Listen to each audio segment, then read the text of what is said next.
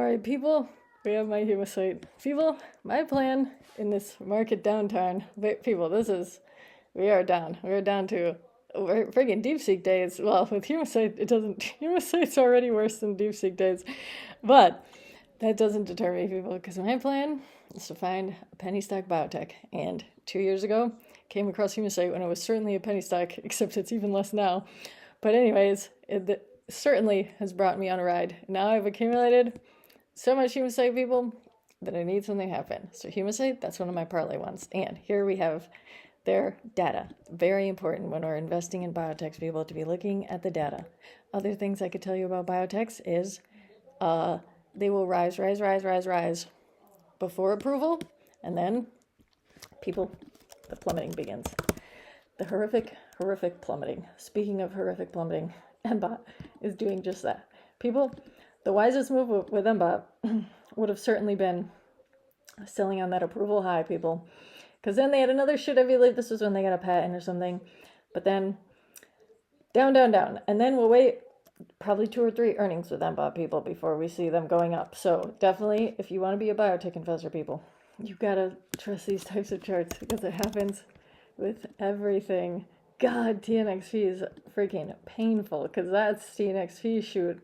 Got all the way up to 64, people. But you could say it is promising because they just started commercializing. So TNXP, people, this is another one. Their analysts have them listed between 40 and 70. And I definitely think if this is how excited people got about the non-opioid fibromyalgia, then I think they can get there. But anyway, so those would be the ones that I'm banking everything on, people.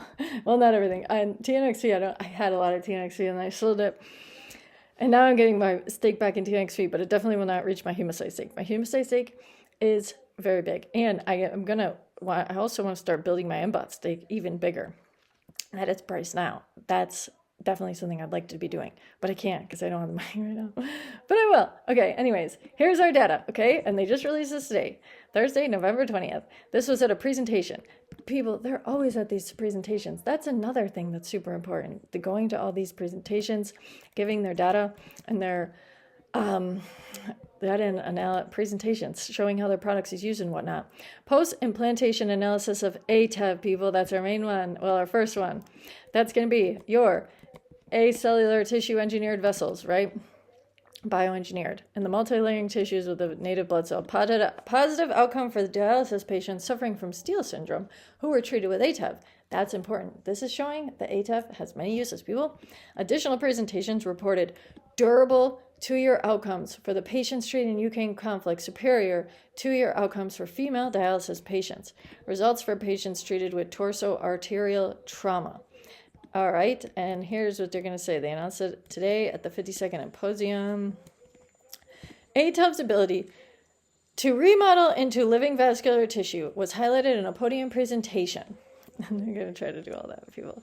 The presentation described a study in which tissue samples from ATEVs implanted in patients taken up 200 weeks post-implantation were analyzed using immunochemistry.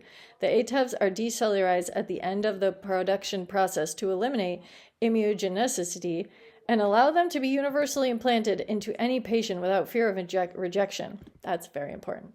Post-implantation analysis of the ATEV revealed progressive recellularization with host cells, including smooth muscle cells and endothelial cells, transforming the ATEV into a multi-layered living tissue similar to that of native blood vessels. People, this product is truly revolutionary. I believe it in my soul. Observing these acellular tissue vessels transform into living cells, self-repairing vascular tissue over time is nothing short of remarkable, I do think.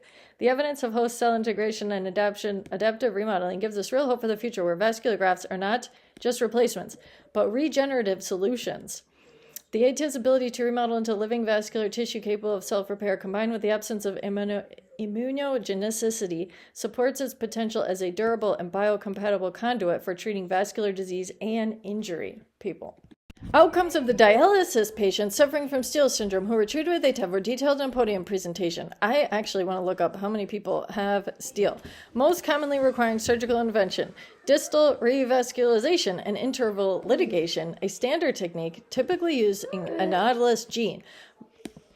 Dr. Moore reported on the outcome of 4 cases from the phase 2-3 vascular trauma study in which ATEV was used as a conduit for drill procedures to reconstruct the brachial artery in patients with dialysis-associated Steele syndrome. Patients were followed up for 35.9.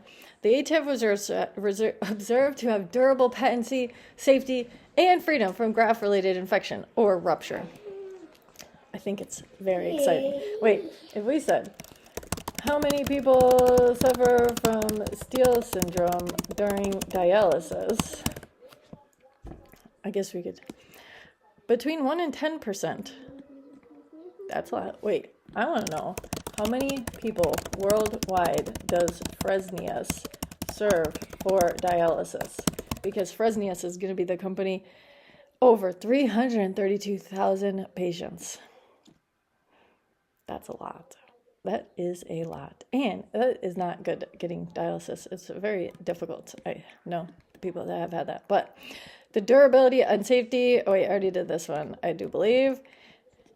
This one, these are all the ones they presented. These were all their presentations. The Humacyte cellular vessels, the 2-year outcome, the 2-year outcome from the hemodialysis one, and the use in torso arterial trauma care. 2 additional presentations related to the ATEV were also made. Clinical effectiveness, an update on the tissue engineer human biologic arterial grafts. Ooh, this one. People, I just think this company, imagine how they will rise when the sales really start coming. And they are working hard at all these events. And Humacyte, upon approval expectation, was all the way up here, people. Wait, that was the one before that. I want to look at the one, wait, from the summer of last year. They got all the way up to 956. I think Humacyte can easily get back to that. And then some, but it's going to be a few more earnings, people. And me, I don't really mind waiting, so whatever. Humacyte, I think it's a win, people, but none of this is investment advice, and I have no idea if my strategy is going to work. But if my strategy does work, that would be amazing. And then, I don't know.